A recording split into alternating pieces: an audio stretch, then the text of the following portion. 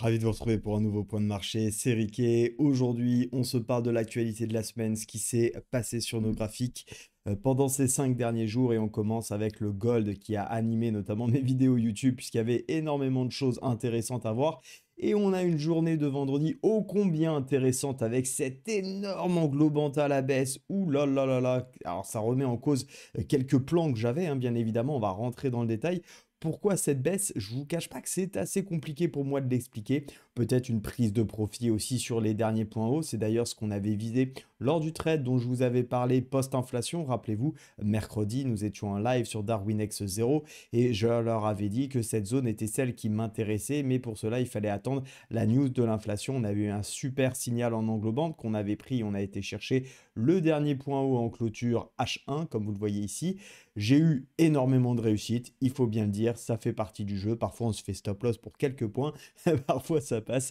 Là, cette fois-ci, on va plutôt sourire parce qu'effectivement, pour quelques pips, c'est bien ça a fonctionné avant de voir le marché complètement se retourner. Et attention désormais parce que sur les petites unités de temps, on a donc un double top, figure de retournement, qui pourrait envoyer les prix un petit peu plus bas. Et surtout, comme je vous disais, en daily, on a quand même un signal qui marque une pause temporaire. Donc, bien évidemment, je vais éviter d'acheter lundi à l'ouverture contre ça, hein. Je vais attendre des plans, des choses un petit peu plus consolidées. L'objectif, quel serait-il? Eh bien, j'en parlerai lundi dans mon live, hein. Je vous rappelle que tous les lundis, je prépare mes plans de la semaine avec les membres qui souhaitent être avec moi. Pour cela, vous avez le lien en description pour vous inscrire. C'est un abonnement sur lequel eh bien, vous allez pouvoir profiter chaque lundi d'une heure et demie de live. Vous allez découvrir tous mes plans, tous les actifs que je laisse de côté, ceux que j'utilise en fonction bien évidemment des tendances, des zones et des signaux de trading que je peux avoir. Donc si ça vous intéresse, vous pouvez bien évidemment vous joindre à nous. Sachez qu'il n'est pas important d'être là pour le live, c'est mieux si vous pouvez bien évidemment pour poser vos questions, mais 90% des personnes qui me suivent le regardent en replay, simplement parce que je le fais lundi matin avant l'ouverture des marchés et ça vous permet de profiter des plans, que ce soit à midi, le soir ou même les jours qui suivent. Donc si ça vous intéresse, vous avez le lien en description. Attention donc à cette grosse englobante qui vient remettre un petit peu de doute dans ce marché court terme, hein, j'entends bien évidemment. Attention à ne pas tout confondre. On est toujours dans une ultra tendance haussière, mais c'est vrai que cette phase d'hésitation, de petit range ici, enfin on ne peut pas vraiment parler de range, parce qu'on est toujours quand même dans un contexte plutôt haussier, mais en tout cas de retournement, pourrait effectivement montrer à ce niveau-là comment dire, un retournement au court terme. Donc soyez prudents du côté du gold. J'attendrai vraiment un très beau signal ici, pas un tout petit quelque chose sur ma zone que j'avais identifié en cas de correction, mais si j'ai une petite phase de consolidation H4 ou H1 par exemple autour de ces niveaux avant de repartir, eh bien je n'hésiterai pas bien évidemment à partir à l'achat. Autre zone que je surveillerai la semaine prochaine, ça sera si on vient corriger beaucoup plus fort et qu'on revient dans la zone des 2800. Ça, c'était du côté du gold. Du côté des indices américains désormais, qu'est-ce qui s'est passé? Eh bien, pas grand-chose. Toujours pas de trade quasiment en 2025 sur les indices américains. Pourquoi? Parce qu'on est dans un range. Mes niveaux, je les avais identifiés, j'en avais parlé avec vous. Tant qu'on ne casse pas, je ne bouge pas. Et pourquoi on a toujours aussi peu de mouvements? Bah, simplement parce que d'un point de vue macroéconomie, hein, on a Trump qui entretient l'incertitude. Il a fait une nouvelle série de tweets que vous avez peut-être vu, qu'il a pris à plusieurs reprises la parole. Il menace encore de taxer les produits des pays qui imposent des tarifs sur les produits américains. Il n'y a pas encore de date précise qui laisse évidemment planer le doute à des négociations en coulisses.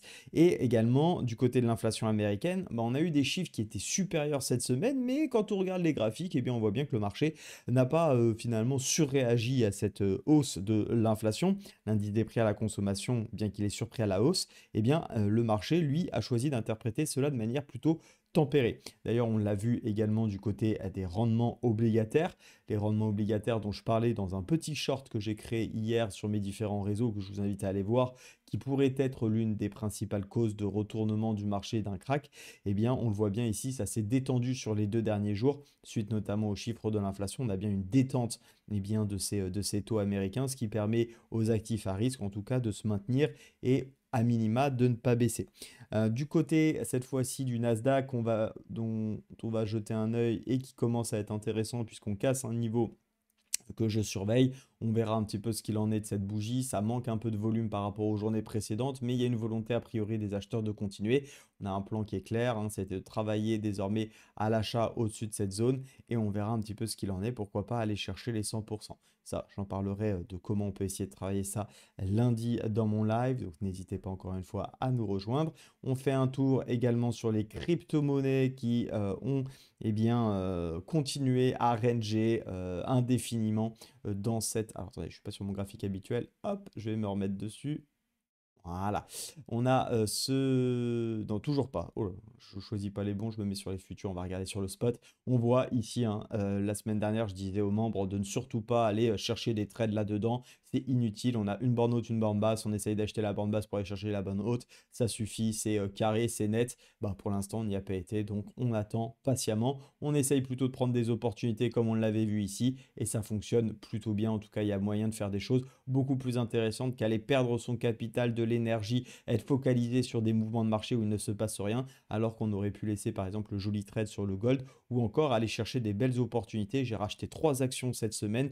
Ça se passe pas de fou pour le moment, mais ça reste temporaire bien évidemment. En revanche, vous voyez, on avait aussi acheté du Netflix qui s'était plutôt très bien passé, où on avait cassé l'ancien ATH, pullback, et on avait cherché un ratio de 2 pour 1.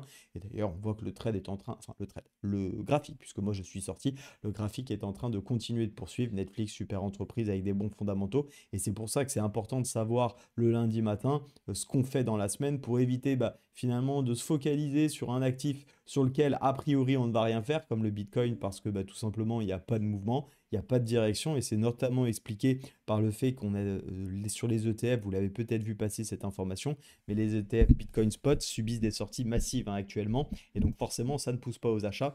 Il y a des sorties nettes de 600 millions qui ont été faites d'après l'article de Zone Bourse hebdomadaire que j'ai pu lire ce matin, signe que les investisseurs, bien évidemment, restent prudents. Du côté de l'Ethereum, on peut aussi aller jeter un œil. On a un très joli rebond à plus de 2,8% sur une zone qu'on a également identifiée, et c'est une zone qu'on pouvait payer court terme pour du petit trading de retournement si vous le souhaitez. Pour ma part, la belle zone, c'est celle qu'on a été touchée lors de l'énorme mèche d'accélération. Pourquoi? Parce que tout simplement, c'est la zone pivot, on le voit bien, hein, depuis ici l'année 2021, sur laquelle les prix essayent d'osciller. Et donc tout ce qui est dans cette zone verte, j'avais tracé, mais qui plus est, on en avait parlé au moment où, alors à l'époque, on n'était pas si haut, mais tout ce qui est dans cette sorte de zone d'accumulation, c'est bien évidemment une zone intéressante puisque c'est une zone qui est défendue par les acheteurs. Et dès qu'on a l'opportunité de lisser le coût d'achat et qu'on peut rentrer par exemple sur des achats mensuels parce qu'on a le salaire qui tombe et on peut renforcer, je trouve que toute cette zone-là est intéressante. Donc bien évidemment, la zone des 2200 ici en fait partie et c'était une zone pertinente à payer.